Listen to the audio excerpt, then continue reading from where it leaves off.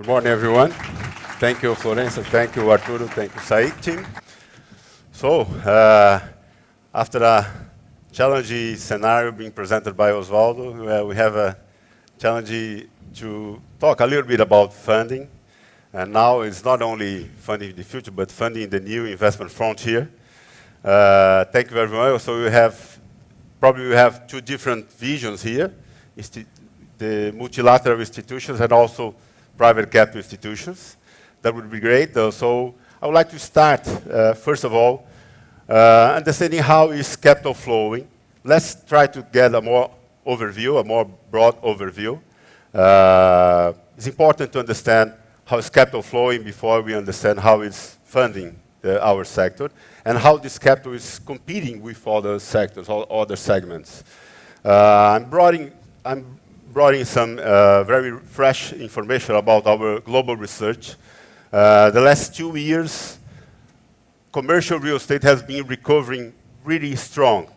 So every 2 years we have growth at least 11 to 12% as a whole when we look to the global real estate commercial. And the hospitality sector has been falling in this space, is maintaining at least 8% of annual share.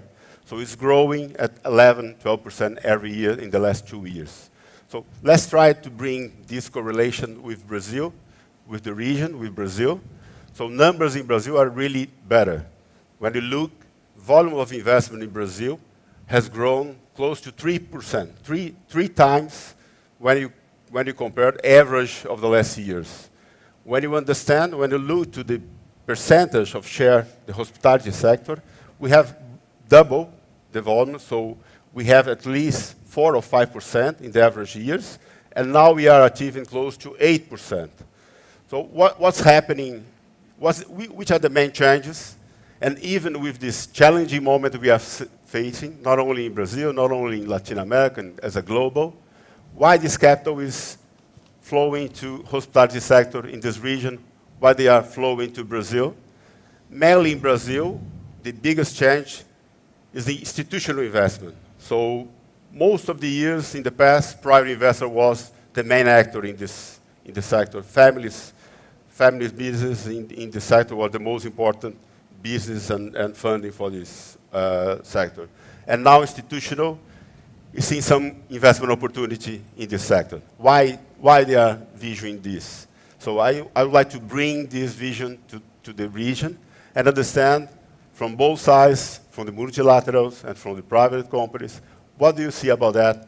Are you seeing in the regions you are acting, are you seeing the same changing?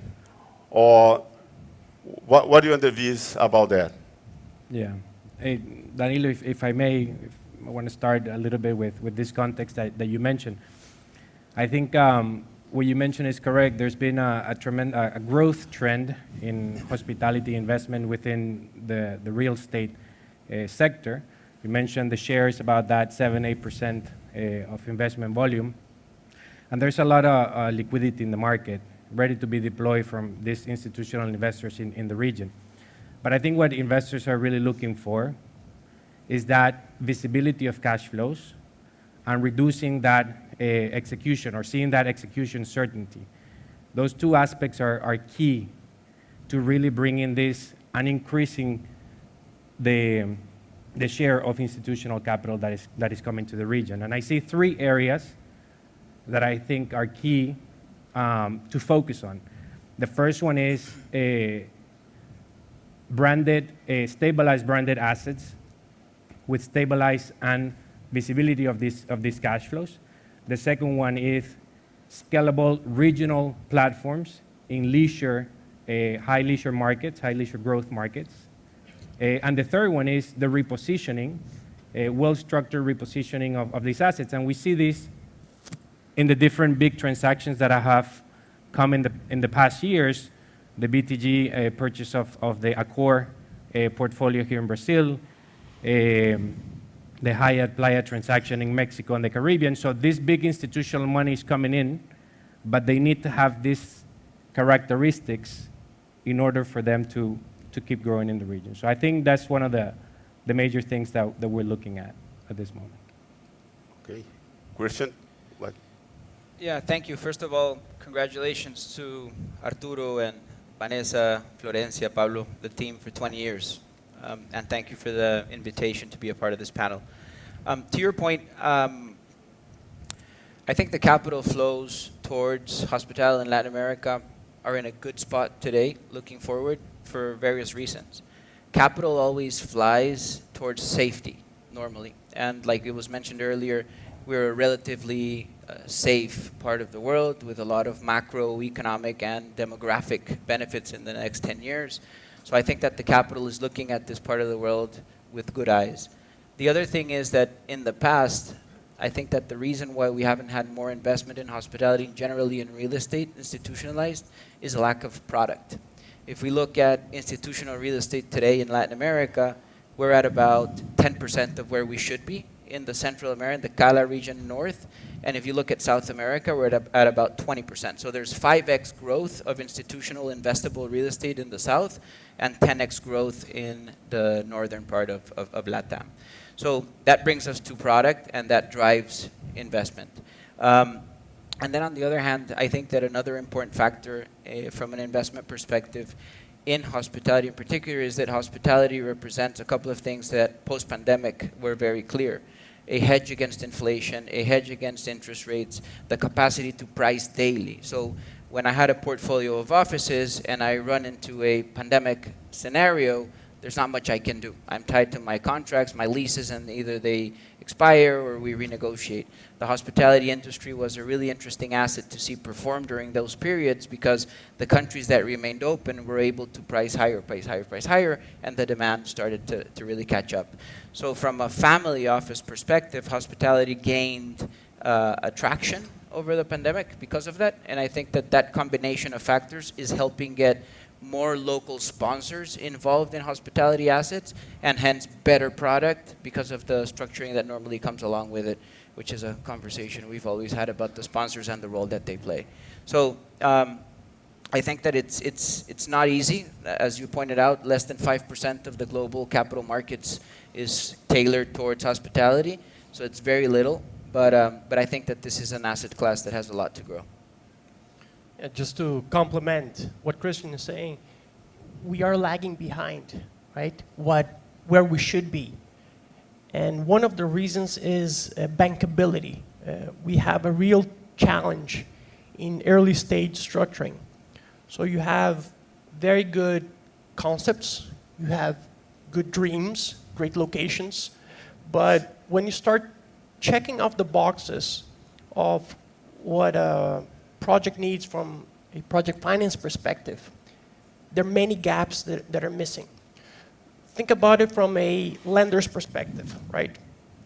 Lenders typically have a mindset of downsizing risk because in the best case scenario, they're getting paid their capital back at the interest dates that were agreed on the loan agreement. So there's no upside. And that's why there's this risk mitigation point of view. So for a lender, typically, you're trying to see construction risk, how do you mitigate those elements, and then operational executional risk, like Danny was pointing out. And as you're engaging in these discussions early on, you notice that many times projects, they lack some of these planning aspects. And there is a misconception in our sector that the lenders or the investors, they need to adapt to the project. Whereas it is sophisticated investors that adjust to the requirements of capital. So let me give you an example. You're starting off a new project. One of the first few questions that the lender is going to ask is, what is the status of the equity stack? Has it been raised? And if there are gaps in that fundraising, it is very difficult to be able to price the transaction on the element of risk. Every transaction should have a risk rating, and if you don't understand that sponsorship, that equity, who is going to do the fronting in case there is a problem, then it is difficult to price it. Then you go to the next stage, mitigating construction risk, what is the experience of the sponsor? How many projects have they done before? What is their track record in a specific destination? Have they advanced the conceptual drawings to be able to price what is going to be the development cost of those units? And how advanced are they in the discussions with the construction company to have the proper risk mitigants in order to get the project going? So those are just a few examples, but when you look at the region, what we see is that there is plenty of liquidity, there is available capital, but like Christian said, there is a lack of investable projects that are bankable to mitigate those initial lender and investor risks. Great. Okay, so well, it's very challenging to speak after all of these knowledge. But what I'd like maybe is to focus on one specific issue that was mentioned just now, which is the risk perspective, right?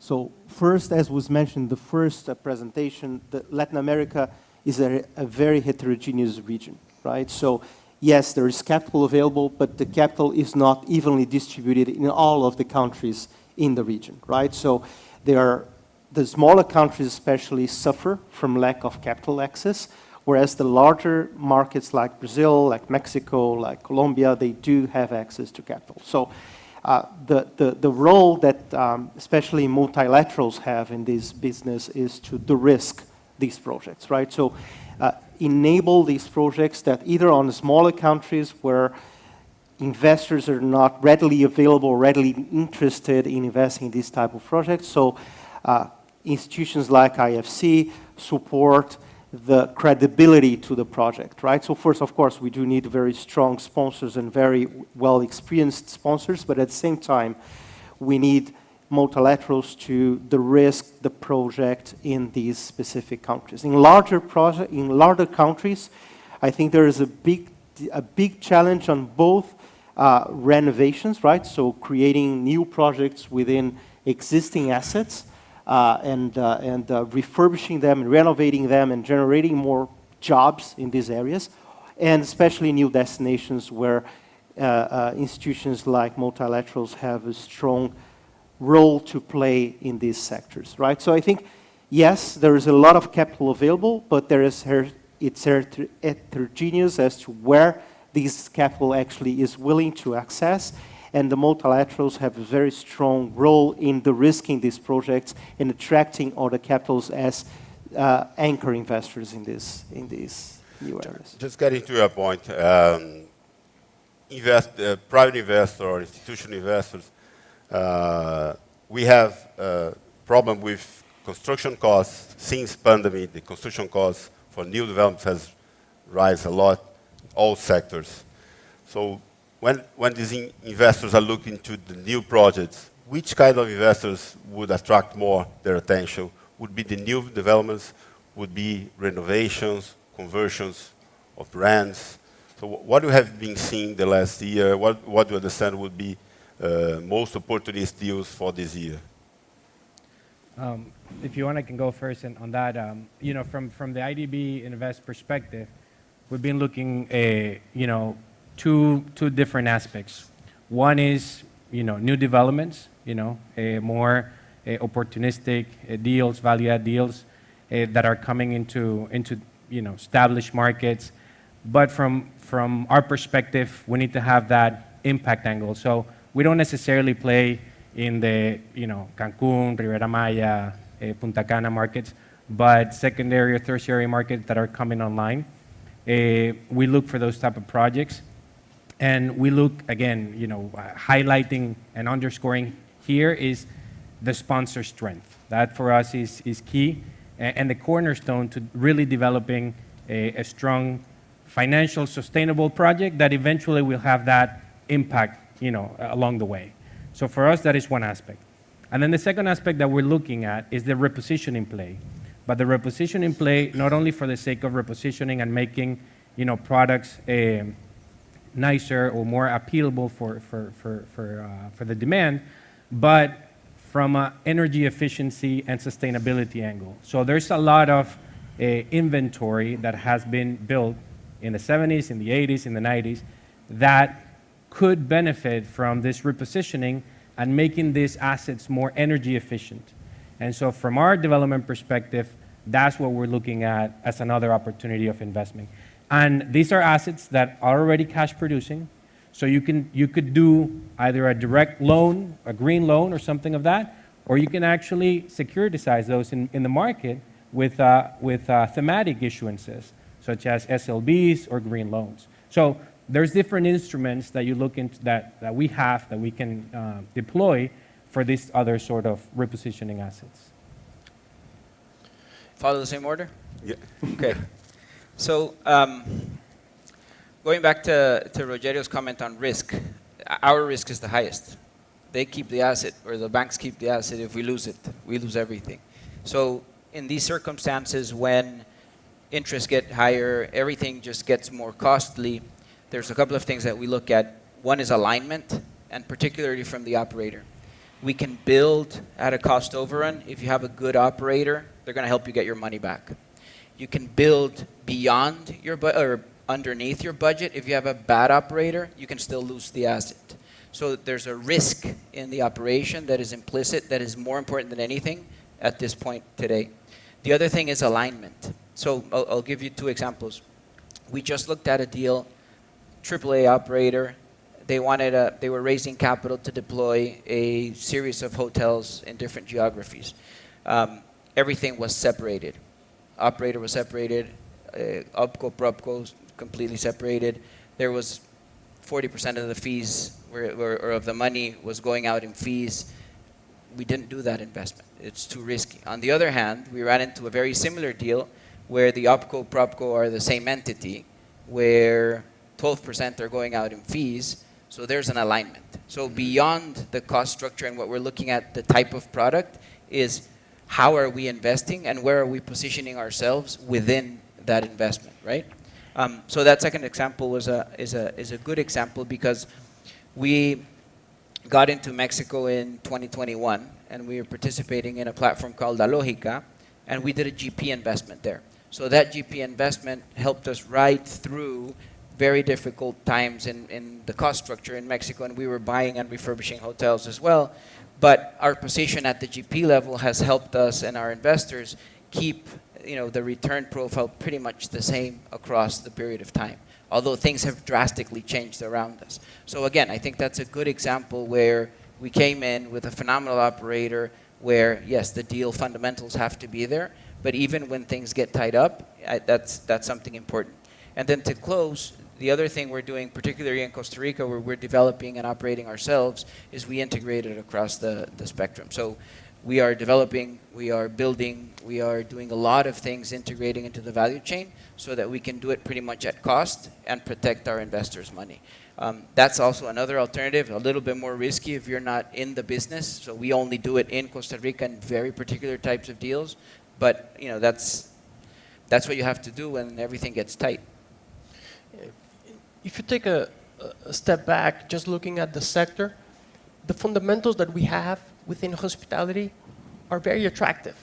You get anywhere from 200 to 400 basis points premium on this asset class compared to the rest of real estate. So to start off, that is attractive. The second element is that Latin America as a region, what we saw before in terms of growth and activity, you do have a yield play, which is attractive. However, there is a volatility premium because of a variety of factors, whether it is political unrest, high inflation, other structural challenges. So that's where the institutional capital is trying to team up with that local, sophisticated player that has the experience to navigate those nuances over time and reduce the controllable risk that is inherent in transactions. When we're looking at deals from an equity perspective, the biggest challenge that we're seeing today to attracting institutional capital is one of scale and one of exit. What does that mean? You have some of these players that are trying to look for these yields that are going to be 20% plus in our region, and they're not going to get out of bed for less than 50, 80, even $100 million, because it requires a dedicated strategy for a particular country. Something that I also do not believe in is that there are these institutional investors that say, I want to invest in Latin America. I think that's a fallacy. I think you have investors there that say, I like a Mexico play, I like a DR Caribbean play, I like a Brazil play, but you don't have a wide spectrum or a wide universe of investors that are saying, I want to deploy into Latin America as a whole. And then the issue, so one of scale, having the ticket sizes that are attractive enough for them to develop specific country strategies. And second is exit. Whenever an institutional investor is making a play, and you alluded to the Playa deal, which is a $2 billion transaction, that player is already thinking about who is going to be my buyer. Who am I going to be unloading this to once I stabilize the assets, when I get good yield? Who can be my next buyer? And one of the issues that we have in the region is that there is a reduced transaction volume. Just as way of example, Europe is doing about between $4 or $5 billion a year in transaction volume. The US is doing about 4, and our region is doing less than $1 billion. Obviously, the Playa deal created an outlier effect, but traditionally, we're doing less than $1 billion. So it's not enough volume for you to have pricing discovery and assess where's the risk. So how do we change that? I think it's having more sophisticated advisors and players who are helping on the structuring and the bankability of projects, which thereby reduces the risk, creates more transactional volume, and over time, that activity in terms of selling and buying allows for price discovery. Just comment on that. Brazil, probably the huge change on attracting institutional capital is exactly that. They are underviewing that the exit strategy is close. The maturity of the REITs, our Fundos de Investimento Imobiliário, the last 10 years, they are increasing very constantly. And today we have more than 3 million private individuals investing on that. We have institutional capital. And the last 5 years, we have for the first time international foreign money entry through this vehicle to our REITs. So today we have more than 400 REITs. Still it's very shy on the hospitality sector, but these players, they are seeing maybe in the short or medium term, when interest rates going a little bit more down, they will have a window to do their exits. Some of the players are starting to test this market, and the results are really, really interesting. Yeah? So this is a key issue. I don't know if in the other countries they already are testing this. Maybe in Mexico, yes, they have a strong REIT market also. But this is a really important change on our institution. Let's change a little bit subject. Let's go to the multilaterals again. Understand when we talk with our investors, our developers, always when we have important projects that requires a lot of money, a lot of funds, it's normal that these investors goes to that private bank, goes to their relationship with the private banks and commercial banks. In general, they see some bureaucracy with multilaterals. So let's try to break this concept and try to bring more information. I believe it's useful for our audience. So which are the main requirements in multilaterals? Which are the size of the deals? Which countries have you been doing business, L2Vs, so tickets, minimum tickets? So give us a little bit more flavor on this. Sure, I can start, and then maybe Daniel can complement. I think that what's important when you look at multilaterals compared to typical commercial investors is that the multilaterals aim to complement the role that the commercial investors have, right? So one, the commercial investor, as people were talking here, right? I mean, we have two different buckets of investments, right? So you have those established assets where you have an existing cash flow that you can either repurpose the asset, and then this has a lot of attractiveness to typical commercial investors. And then you look at those, especially when I would say one asset, right, new properties, greenfields, higher risk investments, and especially smaller countries where multilaterals have a very strong role to play, right? Either by making these investments investable, right? Or by actually making them even feasible, right? In terms of size of investment, in terms of tenor, I mean, typically multilaterals have a very long-term view, right? So we try to go beyond what the commercial market tends to go. So yes, we might be a little bit more bureaucratic at times, but this is for those projects that require a longer-term view, right? And either from an equity or from a debt perspective, right? We can structure both, and depending on the type of structure, we can even run higher risks than the typical commercial investor is willing to run.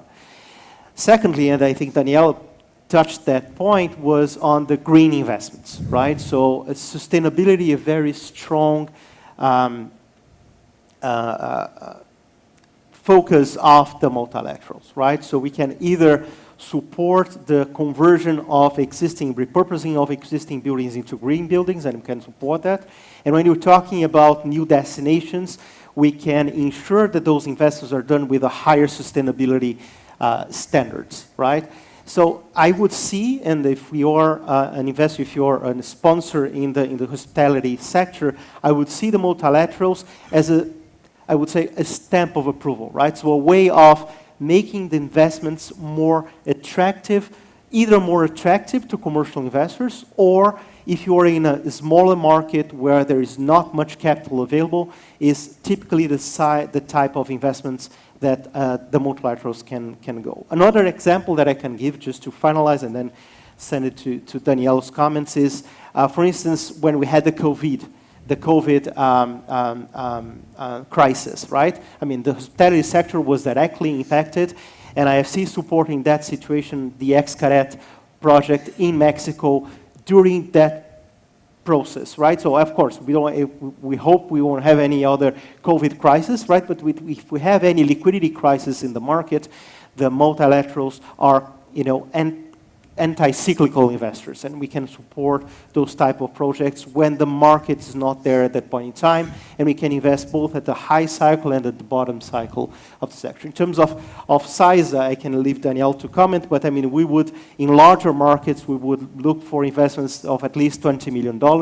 In smaller markets, we can even, in some situations, go even below that. Although, of course, typically the investors that we look at are beyond $20 million in the hospitality sector. Which is loan-to-value range? I would say that typically, if we're looking at a project finance, we can go up to 25% of the total investment, right? If we're talking about a portfolio of assets, right, so if we're looking at what we would say more of a corporate finance structure, we could go beyond that, typically, right? Okay. So Then? I think ultimately the DFIs, they are great validators, meaning that if you're able to get one of them on board, that means that your project has passed muster of the critical bankability elements. But where the DFIs can also play an important role is helping the region become more sophisticated in terms of the financial instruments that are readily available. You mentioned about the 400 REITs, which is a great step in the direction of creating that transactional volume to help deals get done. Yeah. But then you take Costa Rica, and you know well is the pension funds that invested in vehicles in Costa Rica in the hospitality sector, they got burned in the past few years, and they've become somewhat adverse to it. So one way to reduce those bad investment decisions is by opening up with more investment products, whether they be REITs, mezzanine products, private equity, preferred equity elements, which are not as common in certain jurisdictions. For example, you take the region as a whole, and I don't think there exists any sustainability-linked bond product for the hospitality sector. Maybe I think there's one in Mexico that IFC might have done, but aside from that, it doesn't exist. Yet, there are assets that in the course of 2 to 3 years, they could be converted, like you indicated, to be able to fit that investment criteria. So, because DFIs, they have public sector and they have the private role, I think that's where they can work with the various economy ministries to develop legislation to bring those instruments.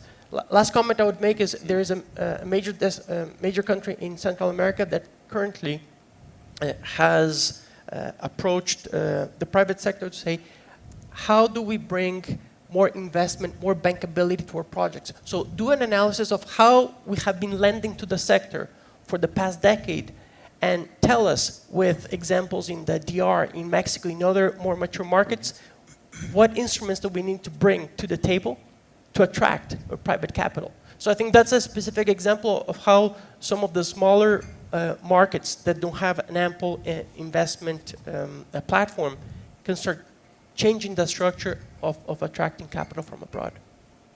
And I would just say for all of you that don't know, Rogerio, ex-DFI, that's why he intervened in this question for many years. But no, I would say, I want to underscore something here, and is that as a DFI, we see a lot of deals in the region, but we should not be doing all these deals in the region. We need to be very selective.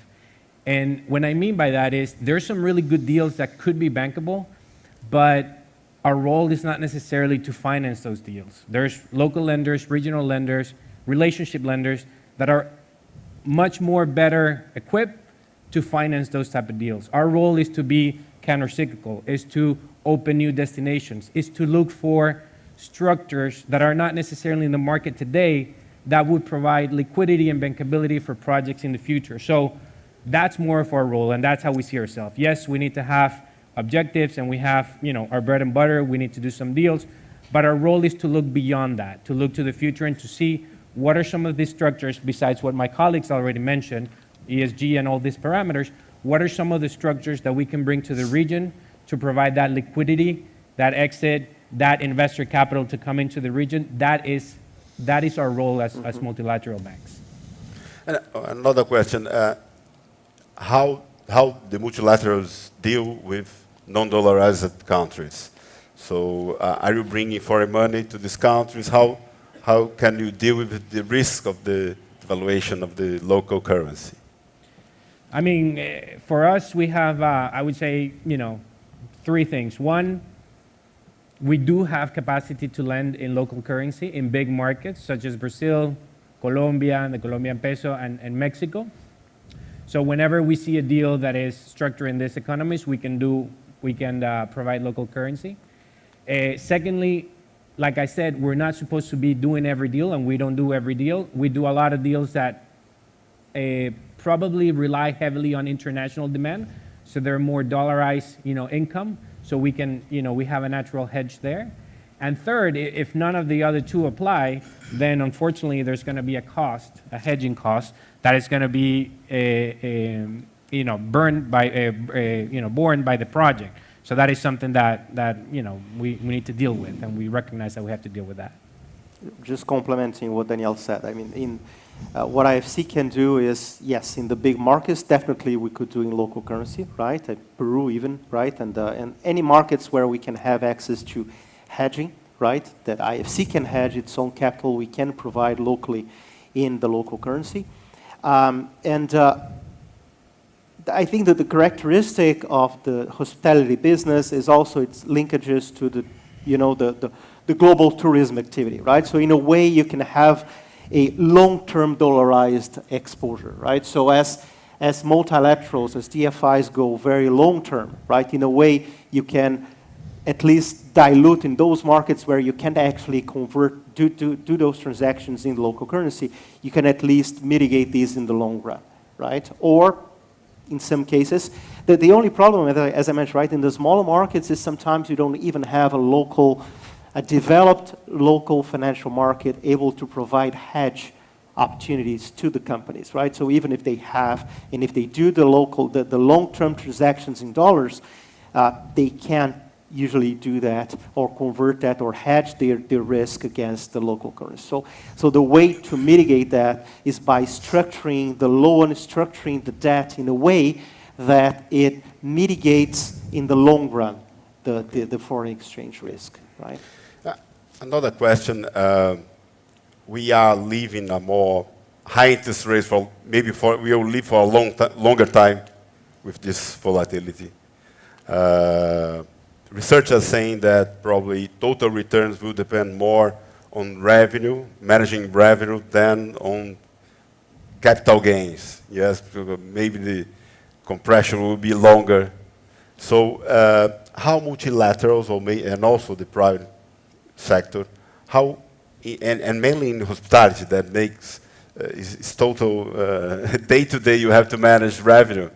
So how multilaterals control that during the project? So you of course you approve in the beginning a plan, but how do you control that during the project is being developed and managed? So do you have any participation on auditing how this business is being managed, or do you hire some professional asset management? How do you control that? That's what I was going to say. Asset management is key at all levels. Mm-hmm. And like I said previously, a project can be born dead if it has cost overruns that are prohibitive and you can't generate the revenue to actually sustain it. Normally, that's something somebody else is going to buy and make successful. You can see those from day one. So during construction, there's a lot of things that you need to take into consideration. And then once you operate, and again, doing emphasis on the operation, that's where you really need to dive in. And I think that's more than the banks, that's really the investor's role. Because for us, again, we're the ones that have the most on the line, and we're the ones that really need to be there on a daily basis, negotiating with the operator and continuously doing that. I wouldn't let my banks negotiate with our operators. We need to be there every single day, and we need to be there at the table making all the right decisions with them. So I think that's, going back to my previous point, that today is what we're looking at the most, so that we know that our assets can perform, that they can be ready, and that gives us also the edge to see the opportunities of what other assets could we take over or could we acquire, and we can make them profitable, or we can turn them around in one way or another. And then just to that, one thing we didn't mention as much, but you touched on briefly, the other thing is in terms of the product stack, one thing hospitality is blending a lot more, and the lines are erasing. Not only is it in PropCo-OpCo relationships where everything is blending more, but also in hospitality and residential. Hospitality today in a lot of countries is not fundable if it does not have a residential component attached to it. Okay, so I just want to leave you with that, because that is something that is important, less of an operational burden, but part of what needs to happen so that the project actually gets funded. Rogério, has some comment. Probably the most important revolution that we're going to see is the disruption that is happening through artificial intelligence. And many of you might remember how some destinations leaped the landline telephones, right? Many people never had a landline, they went straight into cellular. So what's happening with AI is that it is closing the gap in terms of the sophistication that is required to be an expert within the hospitality sector, and ways in which you can improve revenue, but also reduce expenses. We're going to see an exponential change over the next coming years. Another positive change that is happening in our sector is you take a look at third-party management companies. You talked about asset management a few months ago. You have very important players that are coming into the market. Atlantica has been here since forever, and that's already a very successful example. But then you have companies in Colombia, GHL, OXXO, you have Aimbridge coming into the region, Highgate, Remington.